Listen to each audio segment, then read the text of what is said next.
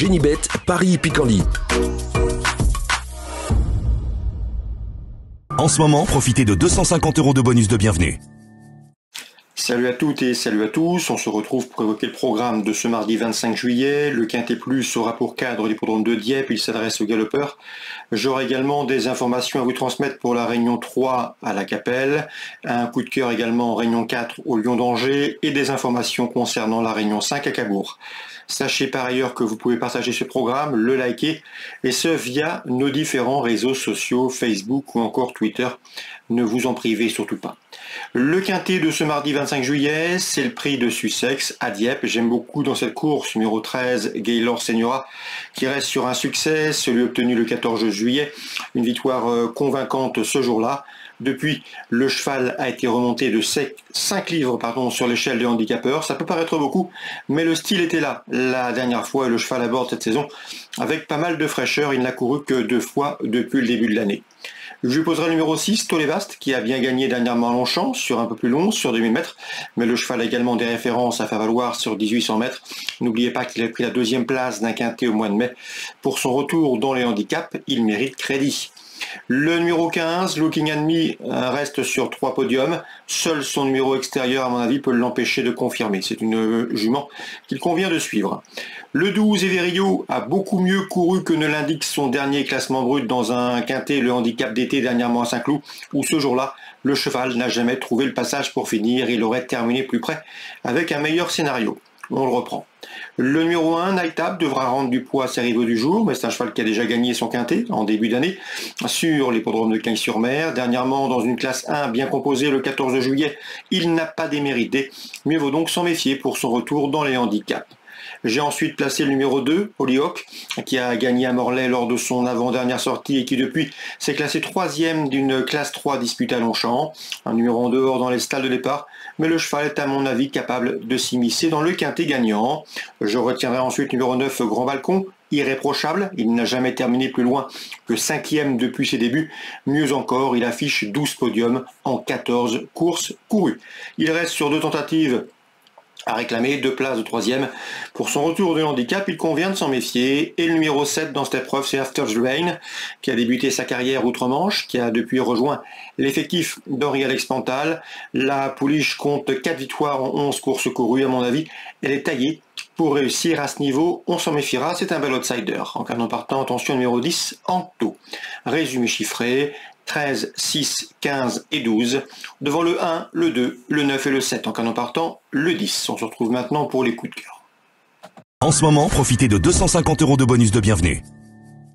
Voici désormais mes conseils de jeu et informations pour ce programme du mardi 25 juillet. À Dieppe, j'aurai un coup de cœur dans la 4e. C'est le 405 Adore Blue qui a débuté correctement. Il a bien fini pour ses premiers pas publics, à mon avis. Son jour est proche, le 405 Adore Blue. À la Capelle, en Réunion 3, sachez que dans la première, j'ai pas mal d'informations, notamment Pavel Tamsin, pas négatif pour une place avec le 101 Ugolino. Également Yo Corbani qui présente le 107 Gavroche-Boquin, cheval de tenue, dur à l'effort. Sans doute meilleur départ autostart que départ lancé, mais le cheval a suffisamment de tenue pour faire l'arrivée. Dans cette même épreuve, Gert Lanou n'est pas négatif avec le 106 Hilda Maria. Également une jument qui a du train qui va se plaire sur cette piste sélective. L'opposition, le 8, Gabo Di Rocca, confirmé à ce niveau, en forme, pieds nus. Il s'annonce redoutable, donc pourquoi pas un couplet, 1, 7, 1, 6, 7 et 8 dans la première. Concernant maintenant la 2e, sachez qu'Enzo Lelev nous avait recommandé de suivre le 210 All the Line, un cheval qui est efficace remonté, il reste d'ailleurs sur une victoire dans la discipline, une confirmation qui s'est attendue à mon avis, c'est le cheval de la course, le 210 All the Line. Luc Rollens attendait l'autre fois un bon résultat du 401 Gerla Mazza, elle lui a donné raison en s'imposant. Une confirmation était si attendue. Dans la 5e, j'ai pu discuter avec l'entraîneur Gert Lanou qui est très confiant avec le 506 I Feel Pretty qui reste sur de bonnes prestations, d'autant que la dernière fois elle était sous influence de son sexe ce qui relève sa performance. D'après lui, cette jument est en net retard de gain. On peut donc lui faire confiance. Le 506 I Feel Pretty, Gert Suckett, son entraîneur basé dans le nord du pays, est assez confiant. Dans cette épreuve, sachez qu'Ivan Terling m'a parlé également bien du numéro 7 Implacable qui devrait pouvoir s'illustrer à ce niveau de compétition. Et dans la 7e, sachez qu'Yannick Desmet estime que le 712 Hamilton du Ham monte en puissance. Le cheval a gagné en amateur lors de son avant-dernière sortie. La dernière fois, il a été retardé par une faute avant de revenir prendre une 4e place, preuve de sa bonne forme. Le cheval est meilleur lorsqu'on lui masque l'effort et lorsqu'il vient finir. Ici, dans ce lot, je le pense capable, avec la longue ligne droite de la Capelle, de jouer la victoire. C'est le 712 Hamilton du Ham.